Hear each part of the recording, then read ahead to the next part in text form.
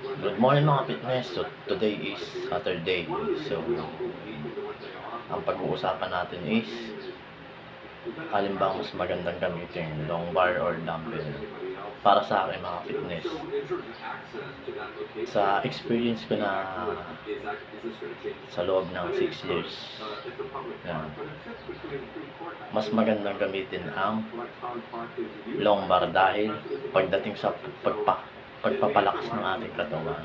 So pag bumuhat ka ng mabigat, yun, lalakas yung pangangatawan mo pagdating sa palakasan. Pero pero pag bumuhat ka naman ng dumbbell, so doon magbibuild din yung iyong mga muscles dahil nagwo-workout tayo.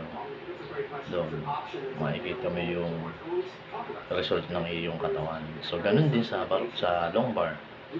So sa long bar nga ay sinasabi ko na pagdating sa palakasan o sa mga powerlifting o mga powerlifting na ganyan, so ginagamit ang long bar yan, pagdating sa palakasan. Pero pagdating naman sa dumbbell, yan, dyan naman may build yung iyong katawan or makikita mo yung resulta or pagbabago ng iyong katawan. Yan. So magbabago naman ang iyong pangatawan kung kakain ka ng mga source of protein or mga high protein. So nasa nutrition pa rin ang paglaki ng muscle, nasa nutrition pa rin. Lagi niyong tandaan sa pagkain ng paglaki ng ating muscle. Kaya nga sabi nila 70% sa diet, 30% sa training. So hindi naman lalaki yung iyong muscle kung walang nutrition na ipapasok mo sa iyong katawan. Yan. Tapos may sapat na tulog, 7 to 8 hours. Bawal magpuyat. Lalo na pag ikay regular na nagwe-weights or nagte-training. Karamihan sa mga athletes, disiplinado sa sarili. Kailangan disiplinahin mo rin ang iyong sarili para ma-achieve mo yung pagbabago ng iyong katawan.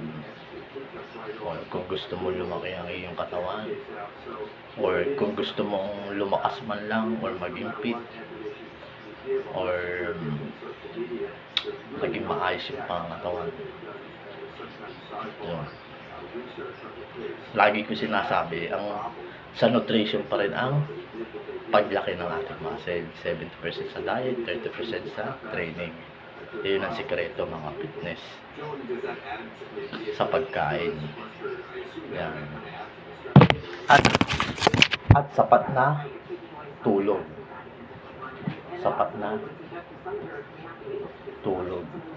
Yan, dyan lalaki yung muscle or katawan.